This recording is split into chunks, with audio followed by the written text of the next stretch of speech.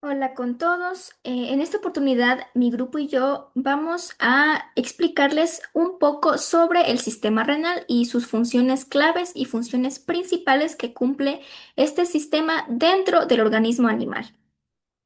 Los integrantes de mi grupo son Ariadna Betancourt, Leonela Cruz, Camilo Granda, Axel Granda, María José Jiménez, Natasha Maldonado, Brian Ochoa y Edgar Torres.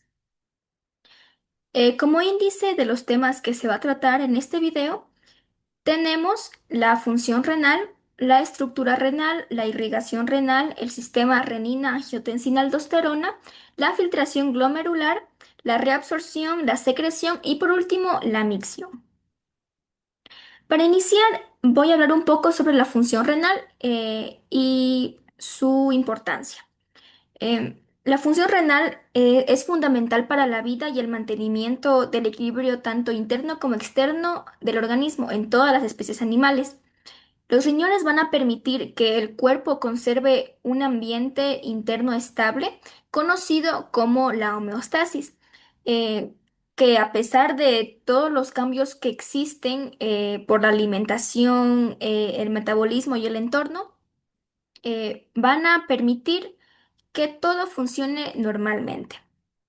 Sin el adecuado funcionamiento renal, el organismo no podría eliminar sustancias tóxicas ni podría regular el volumen de líquidos corporales, lo que conllevaría a un desequilibrio rápido sistémico muy grave.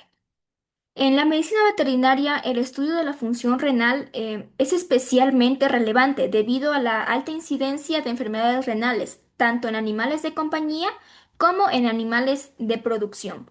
Además, el riñón va a interactuar estrechamente con más sistemas como el cardiovascular, el sistema respiratorio y el sistema endocrino, por lo que cualquier alteración que ocurra a nivel renal puede tener repercusiones a nivel general. Voy a hablar sobre la función excretora. Una de las principales funciones del riñón es la función excretora.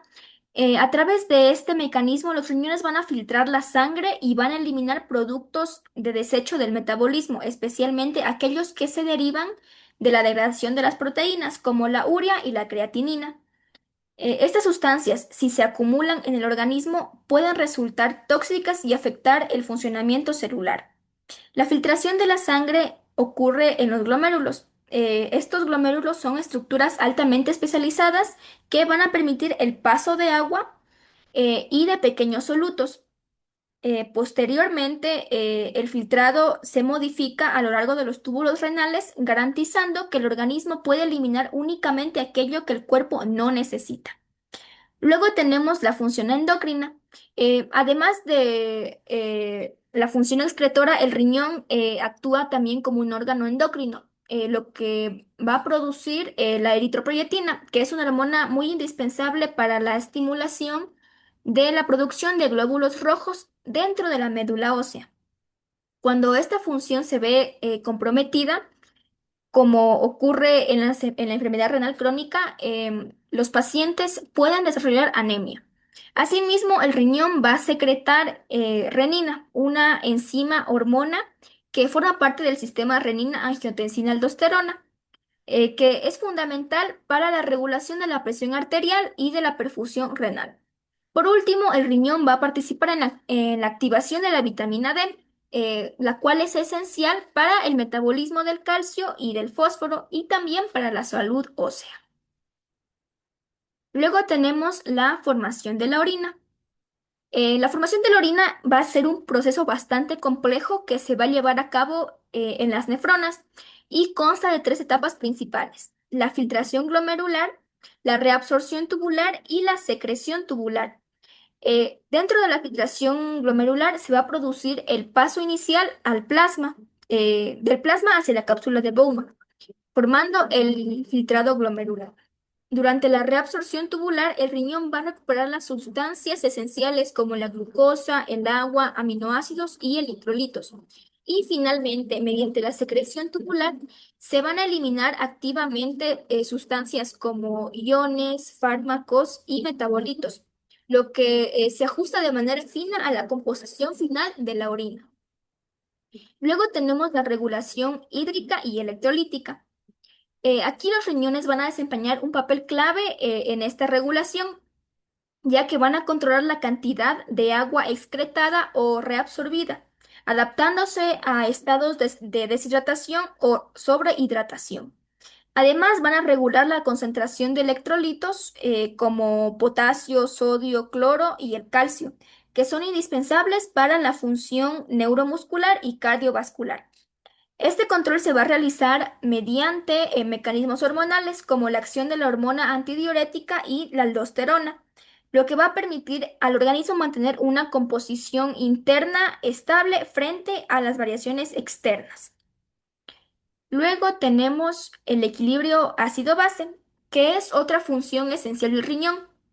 eh, a través de la excreción de iones de hidrógeno y de la reabsorción o generación de bicarbonato, los riñones van a mantener el pH sanguíneo dentro de rangos fisiológicos considerados normales en cada animal. Este mecanismo es vital para el correcto funcionamiento de enzimas y procesos metabólicos. Cuando esta función de equilibrio ácido-base se ve alterada, pueden desarrollarse trastornos como la alcalosis o la acidosis metabólica, que son muy frecuentes en pacientes veterinarios con enfermedades renales o enfermedades sistémicas. Luego tenemos las variaciones entre especies. Es importante conocer que en la medicina veterinaria la función renal presenta varias variaciones fisiológicas dentro de especies, tanto domésticas como de producción. Los felinos, por ejemplo, poseen una alta capacidad de concentración urinaria, lo que va a representar una adaptación evolutiva a ambientes con baja disponibilidad de agua. Los caninos muestran una capacidad intermedia, mientras que en los rumiantes y los equinos el riñón va a cumplir un papel clave en el manejo del agua asociado a la producción y al metabolismo. Para concluir este tema, es importante conocer que la correcta comprensión de la función renal va a ser muy esencial dentro de prácticas veterinarias. Esto va a permitir interpretar adecuadamente pruebas diagnósticas de perfil renal, el urianálisis y la tasa de filtración glomerular.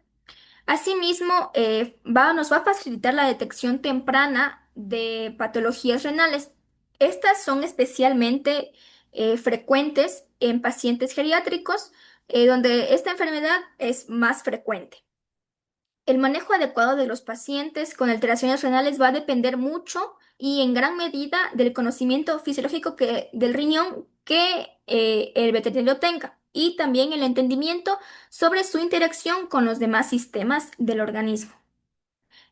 Como conclusión, debemos saber que el riñón es un órgano altamente especializado que va a cumplir funciones tanto excretoras, reguladoras y endocrinas, las cuales resultan indispensables para la vida. Su correcto funcionamiento garantiza el equilibrio interno del organismo y la adaptación a diferentes condiciones fisiológicas y ambientales. Es por ello que el estudio de esta función renal constituye una base muy importante dentro de la formación y práctica del médico veterinario. Bien, a continuación yo les voy a hablar sobre la anatomía del sistema urinario. Como sabemos, está conformado principalmente por lo que son los riñones, los uréteres y por la vejiga. Los riñones son los órganos principales, los cuales son los encargados de filtrar la sangre, eliminar los desechos y de regular el equilibrio de agua y de electrolitos. Bien, la sangre llega a los riñones a través de las arterias renales, las cuales se originan en la arteria aorta. Una vez que esta sangre ya es filtrada, retorna por las venas renales hacia la vena cava inferior. Bien, la orina que es producida por los riñones desciende por los uréteres hasta la vejiga. Y esta orina pasa de la vejiga hacia el exterior a través de la uretra. Como podemos observar en la imagen, sobre cada riñón existen lo que son las glándulas suprarrenales, que no forman netamente parte del sistema urinario, pero tienen un papel fundamental en lo que son la producción de hormonas, por ejemplo, en este caso, lo que es la aldosterona y el cortisol, que tienen un papel importante para regular la presión arterial, el metabolismo y el equilibrio hidroelectrolítico. A continuación, tenemos netamente la anatomía del riñón. En esta imagen se pueden observar lo que son las estructuras principales del mismo. Y si vamos a hablar sobre las estructuras desde la formación hacia la salida de orina, empezamos por lo que es la nefrona, la cual es la unidad funcional del riñón, ya que es la encargada de filtrar la sangre, absorber sustancias útiles y eliminar las sustancias que ya no sirven. Este proceso se da en la corteza renal, la cual es la encargada de filtrar la sangre, a regular el pH y metabolizar las sustancias. Y se continúa con la médula renal, la cual es la encargada de producir la orina o es donde la orina se concentra.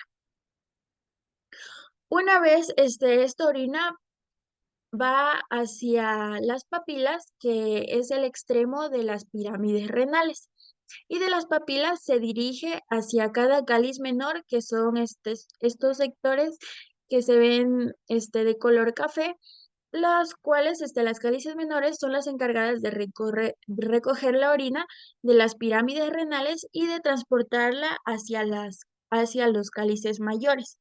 Los cálices mayores, son los encargados de conducir la orina desde los cálices menores hacia la pelvis renal. La pelvis renal, en cambio, es la encargada de recolectar y canalizar la orina hacia los uréteres. Como sabemos, el uréter es el encargado de transportar lo que es la orina desde los riñones hacia la vejiga. Bien, los riñones están irrigados principalmente por lo que es la arteria renal, y una vez que la sangre ya es filtrada, retorna por lo que es la vena renal. Bien, las características que destacan en cada riñones según las especies, por ejemplo, en el bovino, es la forma, en este caso tiene un aspecto lobulado y son ovoides. En cambio, en los caninos, felinos y caprinos, tienen forma de frijol y su estructura es lisa. En cambio, en el equino, el riñón derecho, podemos observar que tiene una forma de corazón, mientras que el izquierdo tiene una forma de alubia, o que también es conocido como un frejol, por ejemplo. En cambio, en la especie porcina tiene la forma de un frijol y su estructura es aplana. Continuando con el tema, hoy les voy a hablar acerca de la irrigación renal, un tema fundamental dentro de la fisiología renal veterinaria, ya que el adecuado aporte sanguíneo es indispensable para que el riñón pueda cumplir sus funciones de filtración, regulación hídrica, equilibrio electrolítico y eliminación de desechos metabólicos. En términos simples, la irrigación sanguínea es el suministro de sangre hacia un órgano. En el caso del riñón, esta irrigación no solo nutre el tejido, sino que además constituye la materia prima del proceso de formación de orina. Es decir, sin flujo sanguíneo no hay filtración y sin filtración no hay función renal. Algo muy importante es que el riñón es uno de los órganos más perfundidos del cuerpo. En animales domésticos recibe aproximadamente entre el 20 y el 25% del gasto cardíaco total. Esto significa que, aunque el riñón es relativamente pequeño, recibe una gran cantidad de sangre por minuto. Pero esta sangre no solo se utiliza principalmente para nutrición tisular, sino para ser filtrada. Por lo tanto, la alta perfusión renal permite mantener la tasa de filtración glomerular, eliminar toxinas, regular agua y electrolitos, y conservar la homeostasis del organismo. A continuación veremos cómo recorre la sangre el riñón. En la siguiente imagen podemos observar el recorrido completo de la sangre dentro del riñón. La sangre primero ingresa por la arteria renal, que proviene directamente de la aorta abdominal. Luego se divide en arterias segmentarias, posteriormente en arterias interlobares que avanzan entre las pirámides renales. Después se curva formando las arterias arciformes ubicadas en el límite entre corteza y médula. De estas surgen las arterias interlobulares que penetran la corteza. A partir de ellas nacen las arteriolas eferentes, que llevan la sangre hacia el glomérulo. Aquí ocurre la primera red capilar, donde se produce lo que vendría siendo la filtración. Luego, la sangre sale por la arteriola eferente, formando los capilares peritubulares y la vasa recta, los cuales rodean los túbulos renales. Finalmente, la sangre se drena por vénulas, venas interlobulillares, arciformes, interlobares y sale por la vena renal. Este recorrido asegura que cada nefrona reciba sangre suficiente para funcionar correctamente. Ahora que entendimos el recorrido, veamos qué ocurre dentro del glomérulo. Cuando la sangre llega al glomérulo, se genera la filtración glomerular. Debido a la presión hidrostática capilar, aproximadamente el 20% del plasma atraviesa la barrera de filtración. Este filtrado contiene agua, electrolitos, glucosa y moléculas pequeñas, pero no células ni proteínas grandes. En animales se filtran alrededor de 180 litros al día en términos equivalentes fisiológicos, aunque el 99% se reabsorbe posteriormente. Por lo tanto, solo cerca del 1% se convierte en orina definitiva. Este proceso es el primer paso esencial para la formación de orina. Pero la irrigación no termina en el glomérulo. A continuación veremos cómo influye directamente en la nefrona. Después de la filtración, la irrigación sigue cumpliendo funciones claves. La arteriola eferente forma los capilares peritubulares que rodean los túbulos renales. Estos capilares permiten reabsorber agua y nutrientes, devolver sustancias útiles a la sangre y participar en la secreción de desechos. Además, en la médula renal, la vasa recta mantiene el gradiente osmótico necesario para concentrar la orina. Por lo tanto, la irrigación no solo filtra, sino que también regula la reabsorción, mantiene la presión, nutre el tejido y optimiza la concentración de orina. En resumen, la irrigación es lo que hace posible el funcionamiento completo de la nefrona. Finalmente, integraremos todo este proceso para comprenderlo de mejor manera.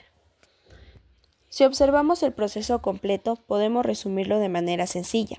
La sangre entra al riñón, se filtra en el glomérulo, el filtrado se modifica en los túbulos mediante reabsorción y secreción, y finalmente se forma la orina.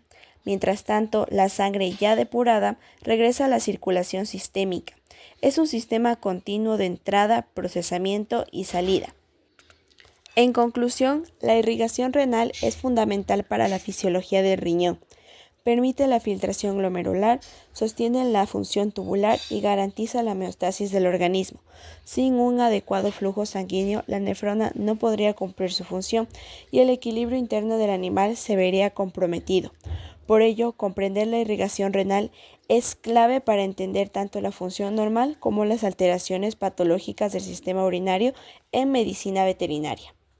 Bueno, para continuar hablaremos sobre el sistema renina-angiotensina-aldosterona, un tema muy importante ya que este sistema se utiliza para regular la presión arterial y el volumen extracelular. Antes de iniciar con todo este sistema hormonal, debemos mencionar al aparato yuxtaglomerular. ¿Por qué de este aparato? Pues porque aquí se produce todo. Aquí se origina la liberación de renina, pero debemos saber de dónde nace y qué hace. En sí, el aparato yuxtaglomerular es un conjunto de células que se encuentran ubicadas cerca del glomérulo. Aquí el túbulo distal va a estar en contacto con la arteriola aferente y la eferente. Como estructuras importantes a mencionar, tenemos la mácula densa, las células yuxtaglomerulares, las arteriolas ya mencionadas, la aferente y la eferente. ¿Qué nos dice cada una de ellas? La mácula densa es un conjunto de células que actúan como quimiorreceptores, es decir, sensores químicos, pero ¿qué van a sensar? Estas van a analizar van a analizar continuamente las concentraciones de sodio en el túbulo distal. Las células yuxtaglomerulares van a pertenecer al mensaje del riñón. Estas son células de músculo liso modificado. Estas células funcionan como varoreceptores. ¿Qué quiere decir esto? Que sensan continuamente el grado de estiramiento de la arteriola aferente a cambios de la presión arterial. Algo importante mencionar es que en su interior van a encontrarse gránulos de renina. Y digamos, si mencionamos cuando tenemos una concentración de sodio en el túbulo distal, esta sensada por la mácula densa y la disminución de la presión arterial o perfusión renal, esta va a ser sensada por las células yuxtaglomerulares, van a hacer que estas células liberen sus gránulos de la renina hacia el torrente sanguíneo. También debemos mencionar sobre en qué condiciones es activado y cuál es su finalidad. Primeramente tenemos cuando existe un deceso de la presión arterial o perfusión renal, como por ejemplo una persona deshidratada o personas con diarrea o vómitos, etcétera.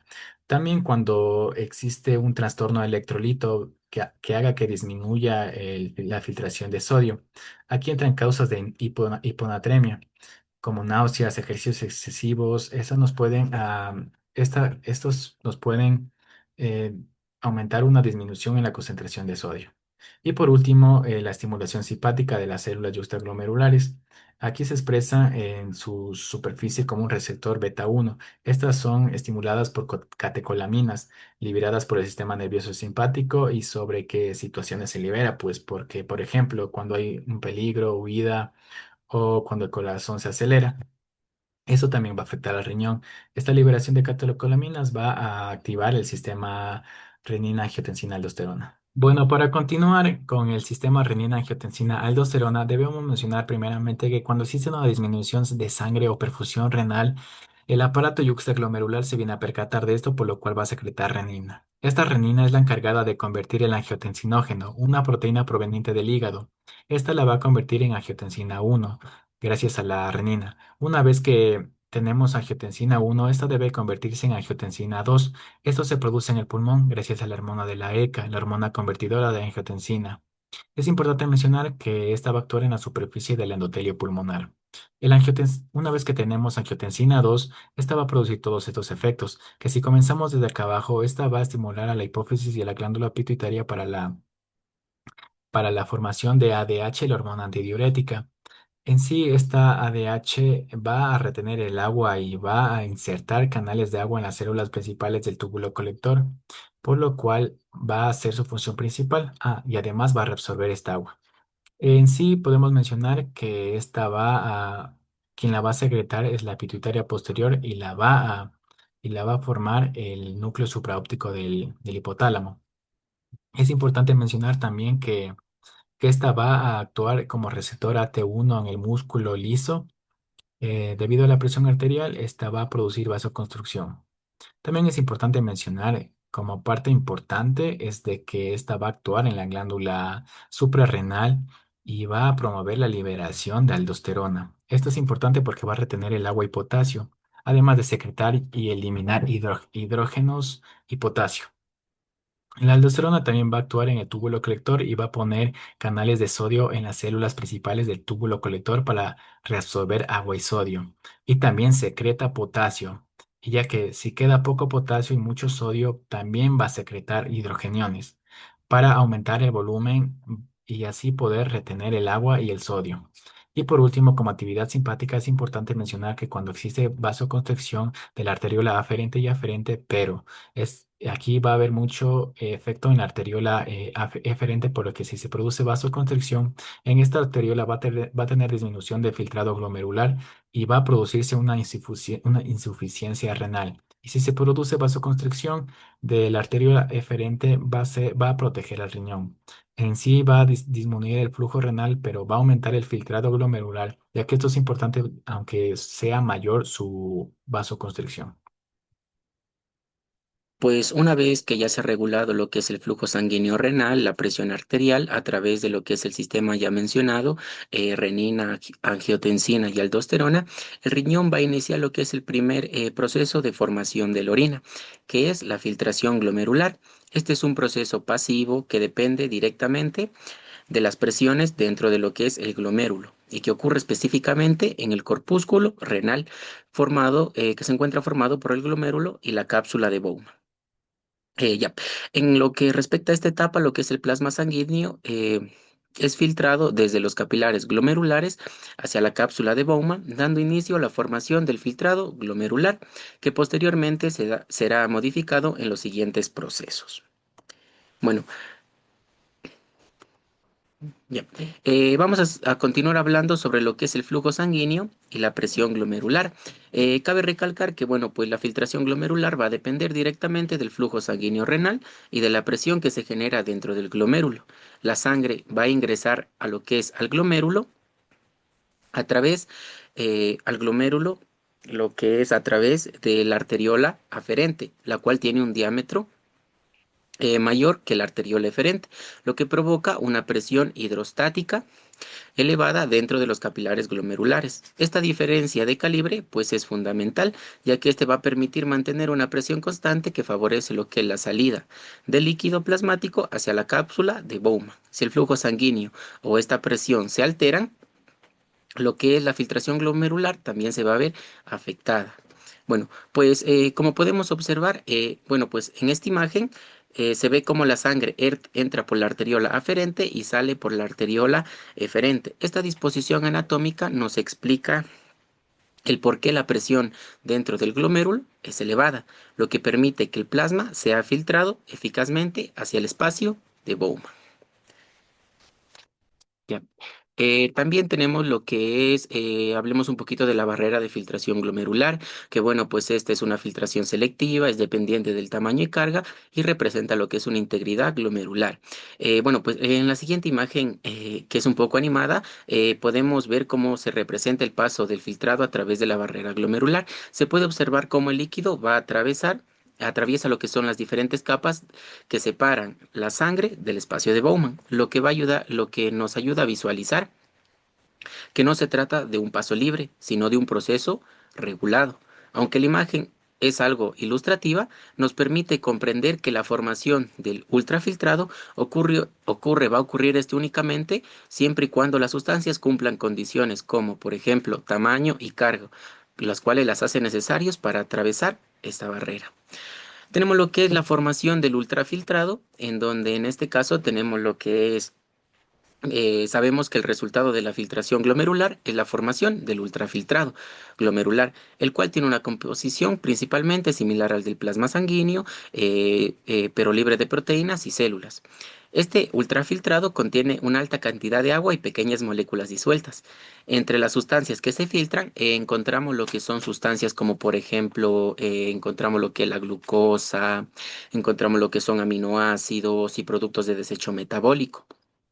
Ya, lo que respecta en este caso, las células sanguíneas y las proteínas plasmáticas no son filtradas debido a su tamaño y carga.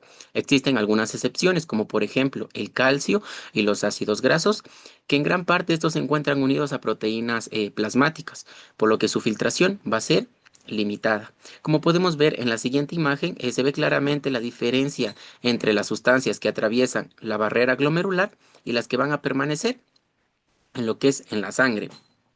El agua y los solutos pequeños pasan del espacio de Bowman, mientras que las proteínas y lo que son las células sanguíneas son retenidas dentro de los capilares, lo que garantiza que el filtrado mantenga una composición adecuada. Bueno, haciendo mayor énfasis en esto, vamos a hablar sobre las sustancias filtradas y no filtradas. Como ya lo mencionaba anteriormente, el filtrado glomerular se va a componer principalmente de agua y electrolitos. Existe lo que son concentraciones de sales y moléculas orgánicas parecidas a la del plasma, a excepción del calcio y ácidos grasos. Entre las sustancias principalmente reabsorbidas tenemos glucosa y aminoácidos, y las sustancias filtradas tenemos lo que son células sanguíneas y proteínas. Ya, seguimos con lo que son las fuerzas de filtración, en donde hay que tener un mayor énfasis, ya que estas son muy importantes. Como ya sabemos, hay que tomar en cuenta que la filtración glomerular está determinada por el equilibrio de varias fuerzas físicas, conocidas como las fuerzas de Starling, las cuales actúan a nivel del glomérulo. La principal fuerza que tenemos lo que es que favorece la filtración en la presión hidrostática glomerular, que corresponde a la presión ejercida por la sangre dentro de los capilares glomerulares y que, en condiciones fisiológicas normales, este tiene un valor aproximado de 55 a 60 milímetros de mercurio.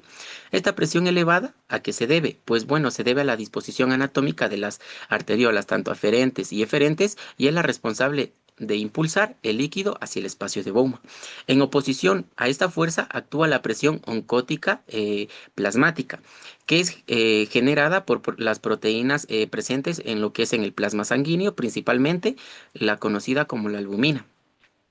Lo que es esta presión tiende a retener el líquido dentro del capilar glomerular y tiene un valor aproximado de 25 a 30 milímetros de mercurio. A esta fuerza se va a sumar la presión hidrostática capsular, que va a ser ejercida por el líquido ya filtrado dentro de la cápsula de Bowman y que normalmente va a alcanzar valores cercanos de 10 a 15 milímetros de mercurio. El balance de lo que respecta a estas fuerzas da como resultado lo que es la presión de filtración neta, que esta se va a calcular lo que es principalmente restando las fuerzas que se oponen a la filtración de la fuerza que la favorece, es decir, a la presión hidrostática glomerular, que en condiciones normales la presión de filtración neta tiene un valor aproximado de 10 milímetros de mercurio, lo cual es suficiente para lo que es la filtración glomerular ocurra de manera constante y eficaz. Como podemos ver en la siguiente imagen, bueno, pues esta se encuentra de manera ilustrada a través de lo que son flechas, en donde se puede observar que la flecha que se dirige desde el interior del capilar hacia lo que es hacia el espacio de Bowman representa la presión hidrostática glomerular, que es la fuerza que impulsa lo que es el filtrado hacia afuera. En cambio, las flechas que se dirigen al interior del capilar corresponden lo que es a la presión oncótica ejercida por las proteínas y a la presión hidrostática, lo que es capsular, ejercida por el líquido filtrado. La diferencia, eh, lo que es la diferencia entre la flecha que tanto favorece la filtración y la que se opone, explica visualmente lo que es lo que es la filtración neta, que es la responsable de que el filtrado glomerular se produzca. Finalmente tenemos lo que es la tasa de filtración glomerular, que bueno, pues esta corresponde al volumen de plasma que es filtrado por minuto a través de los glomérulos del riñón. Este parámetro es uno de los indicativos más importantes de la función renal, ya que este refleja lo que es la capacidad del riñón para filtrar sangre. La, eh, la lo que es la tasa de filtración glomerular depende directamente de la presión de filtración neta, del flujo sanguíneo renal y de la integridad de la barrera glomerular. Cualquier alteración de estos factores puede provocar cambios significativos en esta, con consecuencias fisiológicas relevantes. Bueno, pues como ya se observa en esta imagen, se puede representar lo que es, se puede hacer una relación del proceso de filtración con la cantidad de filtrado que se produce por unidad de tiempo y también nos ayuda a comprender que la tasa de filtración glomerular es el resultado directo del equilibrio de las fuerzas ya mencionadas anteriormente y del correcto funcionamiento del glomérulo. A continuación vamos a hablar sobre la reabsorción. Tenemos que entender que la reabsorción va a implicar el movimiento de una sustancia desde el túbulo al capilar peritubular. Tenemos algunas generalidades. En primer lugar, tenemos que la filtración glomerular y la reabsorción tubular son cuantitativamente muy intensos. Esto quiere decir que la reabsorción y la filtración van a estar coordinadas para así no producir fluctuaciones importantes. La reabsorción tubular es muy selectiva a diferencia de la filtración glomerular. Tenemos algunos de los solutos que van a realizar la reabsorción. Por ejemplo, la creatinina solo va a realizar la filtración. El sodio y el cloruro, filtración y reabsorción parcial. Los aminoácidos y glucosa, filtración y reabsorción completa. Mientras que los ácidos orgánicos y bases solo van a realizar lo que es filtración y secreción. Ya. Tenemos lo que es la anatomía fisiológica tubular. Tenemos que entender estas partes para poder entender los demás transportes. Tenemos la luz tubular, tenemos la célula tubular, el intersticio y el capilar peritubular. Dentro de la célula tenemos dos membranas, tenemos la membrana vasolateral y la membrana luminal o la membrana luminal. Tenemos la célula tubular, que estas se van a encontrar unidas por una unión estrecha. Ya. Para que una sustancia se reabsorba, tiene que pasar por epitelio tubular, líquido intersticial y sangre. La agua y los solutos se van a reabsorber. Para seguir entendiendo lo que es la reabsorción, tenemos que tener en claro los mecanismos de transporte. Tenemos tres, tenemos lo que es la difusión, en donde no se va a gastar ATP y tenemos dos, simple y facilitada, y también tenemos el transporte activo que va a gastar ATP y tenemos dos, primario y secundario. En el secundario tenemos lo que es el cotransporte y el contratransporte. Y tenemos el último mecanismo de transporte que es osmosis, que es la difusión de agua en donde no va a gastar ATP. La difusión es el paso del soluto desde un medio de mayor concentración a uno de menor concentración, como podemos observar en esta imagen. Tenemos en difusión dos, tenemos la simple y la facilitada. La difusión simple no va a necesitar ayuda de una proteína transportadora, mientras que la facilitada sí, como podemos observar aquí. Tenemos la osmosis, que es el paso del solvente desde un medio de menor concentración a uno de mayor concentración, como se puede observar aquí. Tenemos el transporte activo, que es el movimiento de moléculas a través de una membrana celular desde una zona de baja concentración a una de alta concentración. Tenemos el transporte activo primario que va a necesitar directamente la energía, como por ejemplo la bomba sodio-potasio que conocemos, que van a salir 3 sodios y entrar 2 potasios. Otras bombas de transporte activo primario que tenemos son la bomba hidrógeno ATPasa, la bomba hidrógeno potasio ATPasa y la bomba calcio ATPasa. El transporte secundario. El transporte secundario usa la energía del transporte activo primario. Por ejemplo, aquí en la membrana vasolateral existe la bomba sodio-potasio, que por consecuencia va a activar el transporte activo secundario, que aquí en este caso sería la bomba glucosa, sodio-glucosa, que esta membrana va a estar en la membrana apical o la membrana luminal, como conocemos aquí. Este, Aquí también van a tener los dos transportes. Tenemos el cotransporte que van hacia una misma dirección y el contratransporte que van a ir en diferente dirección. También tenemos que tener en cuenta la morfología de los túbulos que van a variar unos de otros. Por ejemplo, en la asa de Henle es delgado y en el túbulo contorneado proximal posee lo que son estos bordes de cepillo que van a multiplicar aproximadamente 20 veces la superficie.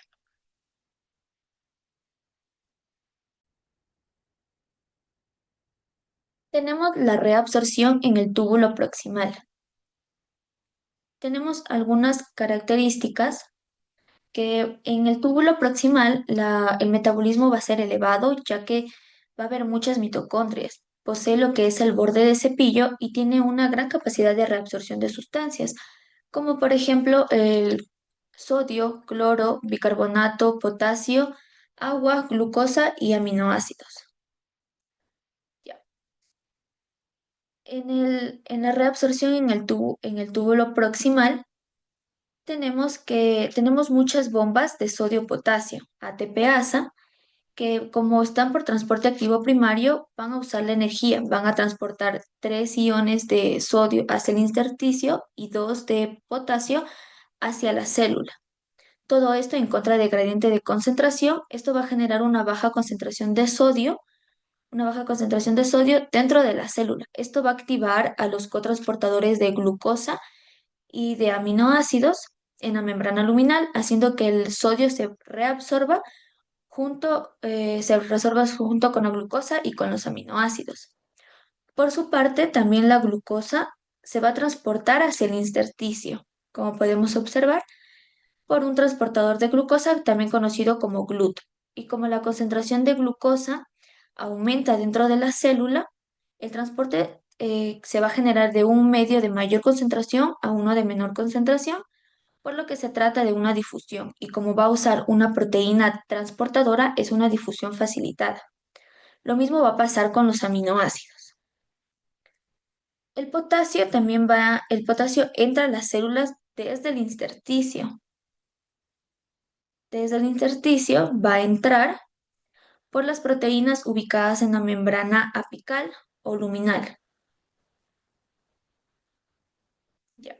En la membrana también existen canales o poros denominados acuaporinas, que estas van a transportar el agua desde el túbulo proximal, lo que la va a hacer bastante permeable al agua. Y cuando el sodio se reabsorbe, la moralidad del intersticio aumenta, haciendo que por osmosis el agua se reabsorba, creando un medio isosmótico. La primera mitad del túbulo proximal va a absorber mucho glucosa y muchos aminoácidos, pero poco cloruro. En cambio, en la segunda mitad se va a absorber mucho cloruro, poco glucosa y aminoácidos. Entonces, el 65% de sodio, potasio, agua y cloruro se van a reabsorber en el túbulo proximal. También tenemos la reabsorción de bicarbonato. En este caso, en la membrana luminal tenemos los cotransportadores de sodio-hidrógeno que van a funcionar gracias al transporte activo de la bomba sodio-potasio. Entonces, el bicarbonato de la luz tubular, el bicarbonato de la luz tubular, por acción de la enzima anidrasa carbónica, se va a transformar en ácido carbónico, que este a su vez por acción de la misma enzima se va a dividir en dióxido de carbono y en una molécula de agua. El dióxido de carbono va a entrar a la célula por difusión simple, ya que es un gas y va a ser liposoluble dentro de la célula y dentro de la célula se va a combinar con una molécula de agua. Y por la enzima anidrasa carbónica se va a transformar en ácido carbónico de nuevo y de aquí se va otra vez a disociar en bicarbonato y en un hidrogenión, que esto es por cotransporte, por cotransporte el bicarbonato se va a reabsorber hacia el intersticio, por lo cual el 85% del bicarbonato se va a reabsorber en el túbulo proximal.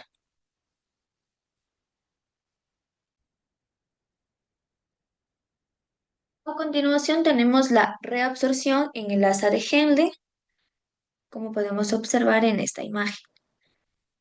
El asa de Henle se va a dividir en tres porciones, en la porción descendente fino, ascendente fino y ascendente grueso. Los segmentos finos, como su propio nombre lo indica, van a tener una membrana epitelial fina, sin bordes en cepillo, con poca actividad metabólica. En cambio, el segmento ascendente grueso, como su nombre lo indica, la membrana apical va a ser gruesa y va a tener una elevada actividad metabólica. Y cuando hablamos de actividad metabólica, nos referimos a la bomba de sodio-potasio ATPasa. Ya, los segmentos finos tienen pocas mitocondrias, lo que va a justificar su baja actividad metabólica, ya que el segmento tiene un elevado número de mitocondrias, va a tener una alta actividad metabólica. El segmento fino, como podemos observar aquí, el segmento fino descendente es muy permeable al agua. Es muy permeable al agua, o sea, la reabsorción de agua es elevada, pero la reabsorción de solutos de solutos, ya sea como el sodio, es muy baja. Eso hace que a medida que el líquido tubular avance, la osmolaridad tubular aumente, ya que van a concentrarse los solutos. El segmento fino, ascendente y grueso son totalmente impermeables al agua, misma en presencia de la hormona antidiurética, pero estos segmentos, en especial el segmento grueso, este, es bastante permeable a solutos. Resumiendo, el segmento fino descendente es permeable al agua y el segmento fino ascendente y gruesos son impermeables al agua. El asa o segmento fino descendente contiene ambas membranas una gran cantidad de proteínas llamadas acuaporinas tipo 1, que son estos poros, estos morados que podemos observar, donde va a pasar el agua y se va a reabsorber. Entonces, en este segmento hay mucha reabsorción de agua y casi nada de solutos. La absorción de sodio va a ser mínima y esta va a ser mínima y esta gran reabsorción de agua y escasa de solutos va a hacer que aumente la osmolaridad, por el cual el 20% del agua se va a reabsorber en el segmento fino descendente. Tenemos el segmento grueso. En el segmento fino ascendente no tiene mucha relevancia, ya que como vimos es impermeable al agua y tiene poca reabsorción de solutos, pero el segmento grueso ascendente es la porción en donde se va a realizar más absorción de solutos. Aquí tenemos que en la membrana vasolateral tenemos las bombas de sodio-potasio, la disminución de sodio intracelular causada por la bomba sodio-potasio va a favorecer al movimiento del sodio del túbulo hacia la membrana apical o luminal. Este movimiento de sodio, ya sea por cotransportadores 2-cloruro-potasio, va a reabsorber sodio y cloruro y potasio hacia el interior de la célula. El cloruro va a ir el cloruro va a ir hacia el intersticio por canales ubicados en la membrana vasolateral. El sodio va al intersticio por la bomba sodio-potasio, como podemos observar aquí. El potasio va a ir al intersticio en pequeñas cantidades. Va a volver hacia la luz tubular, proceso denominado retrodifusión, como se puede observar aquí. Ya. Esta retrodifusión de potasio va a crear una carga positiva aproximadamente de 8000 vatios y como polos iguales se van a repeler, cationes como el magnesio, el calcio, son obligados a difundirse desde la luz tubular hacia el intersticio, pero por esta vía que vamos a llamar vía paracelular. Ya. También en el segmento grueso ascendente existe un cotransportador de sodio hidrogeniones, lo cual va a reabsorber sodio hacia la célula y se va a crear hidrogeniones, formando así, el ácido carbónico a través de la enzima anhidrasa carbónica. Esto se va a disociar en dióxido de carbono y en agua. Como podemos observar aquí, como el dióxido de carbono es un gas y es liposoluble, como mencioné anteriormente, va a pasar a la membrana por difusión simple. Va a entrar a la célula junto con el agua para formar el ácido carbónico. Nuevamente se va a disociar en bicarbonato y en hidrogeniones. Los hidrogeniones son secretados por contratransporte. El sodio, hidrogeniones y el bicarbonato se van a reabsorber por canales de la membrana vasolateral, de la misma manera que lo hacían en el túbulo proximal, como podemos observar aquí. Resumiendo, en esta porción se va a reabsorber sodio, potasio, cloruro, bicarbonato, calcio, magnesio, pero no se va a reabsorber nada de agua en comparación del túbulo proximal por la baja osmolaridad que tiene este nivel. Aquí se va a reabsorber el 25% de sodio, cloruro y potasio. Proceso de secreción urinaria. Proceso de secreción es fundamental porque es mediante el cual los riñones transportan activamente las sustancias desde la sangre de los capilares peritubulares hacia la luz del túbulo renal. La secreción tubular se define como el paso activo de iones metabolitos y compuestos oxógenos hacia el filtrado tubular.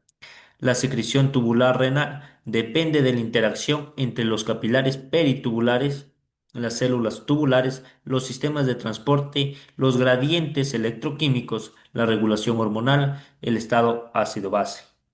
Como primero tenemos la llegada de la sangre, que es después de la filtración glomerular.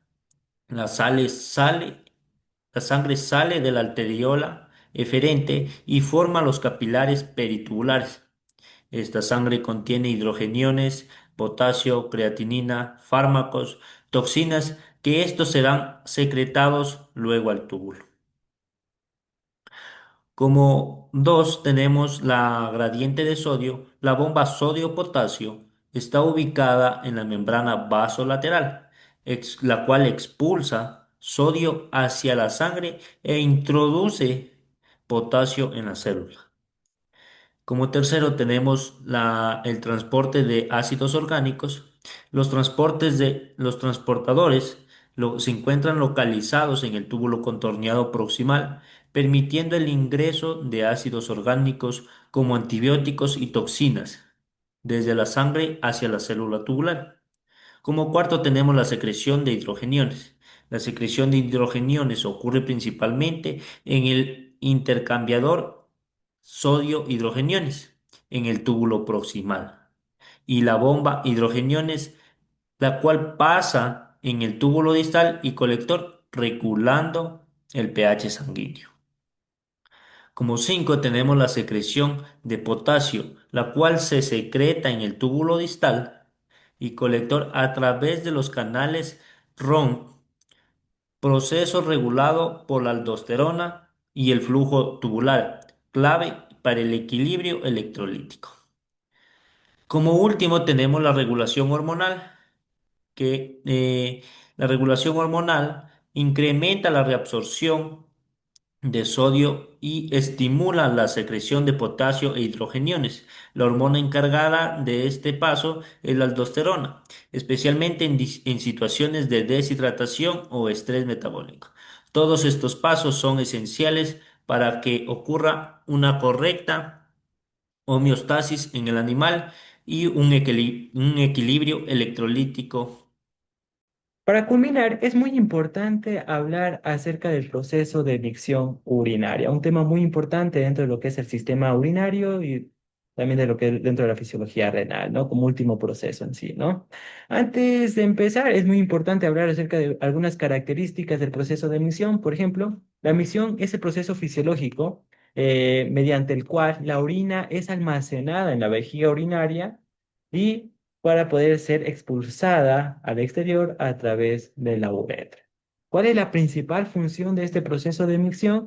Es eliminar lo que son desechos metabólicos y así poder mantener lo que es el equilibrio hidroelectrolítico y ácido base del organismo. Su principal función va a ser esa. Igualmente, lo que es este proceso de micción depende de la interacción coordinada entre vejiga urinaria, el esfínter uretral interior, el esfínter uretral exterior, y también tiene lo que es una participación muy importante, tanto de lo que es el sistema nervioso central y periférico. Eh, a continuación vamos a hablar acerca de lo que es la estructura de la vejiga. La estructura de la vejiga es caracterizada como lo que es un órgano músculo membranoso, hueco y distensible, que se puede expandir fácilmente, ¿no? Cuya función principal es almacenar temporalmente la orina producida por los riñones y expulsarla al medio externo mediante lo que es el proceso de emisión o la acción de orinar, como se lo conoce.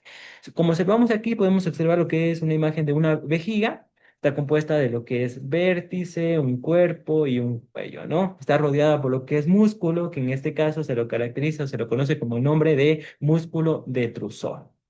¿Ya? Tenemos otras dos estructuras que son muy importantes, como es el esfínter uretral interno y el esfínter uretral externo, donde tiene lo que es una función muy importante dentro de lo que es el proceso de micción. Por ejemplo, el músculo detrusor, durante lo que es la primera fase, la fase de llenado o de almacenamiento de la orina en la vejiga, el músculo detrusor se va a encontrar inhibido, se va a encontrar relajado, permitiendo así lo que es la expansión de la vejiga y que haga lo que es un buen llenado de la orina en la vejiga, ¿no? Y durante lo que es la segunda fase, la fase de vaciado, esta se va a activar también por acción de lo que es el sistema nervioso que le envía lo que son señales, estímulos, que posteriormente ya les indicaré qué sistema nervioso participa en cada fase. El músculo detrusor en el vaciado se va a encontrar activo porque este va a ser el encargado de realizar lo que es la contracción de la vejiga y así permitir lo que es la salida de la orina. Tenemos también lo que son los esfínteres, tanto el interno como el externo. Estos, lo que es en el proceso de almacenamiento, se van a encontrar activos porque estos van a ser los encargados de realizar contracción y inhibir lo que es la salida de la orina de forma involuntaria. O sea, ellos van a bloquear para que la orina no salga de la vejiga. Y durante lo que es el vaciado, estos se van a relajar, se van a inhibir, se van a relajar, permitiendo así lo que es la salida de la orina. Es muy importante conocer esto, ¿no? Por eso nos dice aquí que el músculo detrusor empuja la orina hacia afuera de la vejiga mediante lo que es la contracción de la misma. El esfínter interno mantiene lo que es la orina dentro de la vejiga mediante lo que es un proceso involuntario. Va a realizar la contracción impidiendo principalmente lo que es la salida de la orina de forma involuntaria. Y lo que es el esfínter externo permite decidir cuándo orinar mediante lo que son estímulos del sistema nervioso, pues si se amerita el tiempo y se puede, pues va a dar ese estímulo para poder orinar, ¿no? Muy. Y bueno, lo que es el proceso de micción cumple lo que son dos fases. La primera que es la fase de llenado y la segunda que es la fase de vaciado. La fase de llenado nos dice que la vejiga se llena de orina sin aumentar mucho lo que es la presión interna, porque siempre va a haber lo que es una capacidad de llenado, que generalmente son 500 ml. Muy importante. ¿Ya? En la primera fase van a ocurrir lo que son mecanismos fisiológicos, como lo expliqué, el músculo detrusor se va a relajar, va a estar tranquilo, permitiendo así lo que es la expansión de la vejiga y va a haber lo que es un buen almacenamiento, un buen llenado de la vejiga. Los esfínteres uretrales van a estar contraídos, impidiendo lo que es la salida de la misma, de la orina de la vejiga, ¿no? En lo que es la primera fase de llenado es muy importante porque aquí va a predominar lo que es el sistema nervioso simpático, principalmente lo que es el nervio hipogástrico, ya que aquí van a activar o va a dar estímulos principalmente a lo que son los receptores, que en este caso tenemos lo que son dos tipos, los receptores beta 2 y los beta 3, ya que estos van a ser los encargados de relajar lo que es al músculo detrusor. Y lo que son los receptores A1, que en este caso son los encargados de la contracción de los esfínteres, tanto interno como externo para impedir lo que es la salida del líquido, ¿no? Y lo que es la segunda fase, que es la fase de vaciado, pues se produce cuando la vejiga alcanza un volumen crítico, o sea, cuando éste ya ha alcanzado lo que es su nivel de capacidad, ¿ya? Porque generalmente en este proceso la vejiga se va a expandir, donde cuando ya se comienza a expandir, este ya va a activar lo que es un reflejo, que es el conocido el reflejo de micción, ya que va a enviar lo que son señales nerviosas que viajan hacia lo que es la médula espinal, conocidas como S2 y S4, principalmente por lo que es el sistema nervioso parasimpático, por lo que es el nervio pélvico, activando lo que son los receptores M3, los cuales van a ser los encargados de realizar lo que es la contracción del músculo detrusor y permitiendo que la vejiga se contraiga y va a permitir lo que es la salida de orina, pero también va a estimular a lo que son los esfínteres, para tanto interno como externo, para así estos se relajen y permitan lo que es una buena salida de la orina. Entonces, prácticamente este es el proceso de micción, de la salida de la orina. Ya de la vejiga pasa a la uretra y luego, dependiendo de lo que es el sexo, por el macho va a salir la orina va a salir por el pene y en la hembra por la vagina, ¿no? Pero antes de culminar, es muy importante conocer lo que son algunas alteraciones que puede ocurrir dentro de lo que es la fisiología renal o lo que es el proceso de emisión, es muy importante tener en cuenta, ¿no? Por ejemplo, tenemos lo que es la anuria.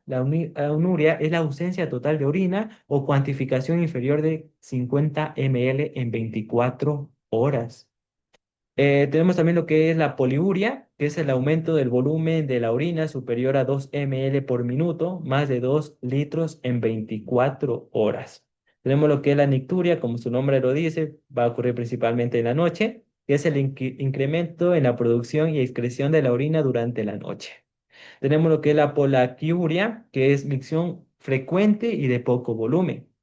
La disuria es la expulsión dolorosa y dificultosa de la orina. Generalmente cuando no puede estudiar genera lo que es un dolor irritante, ¿no?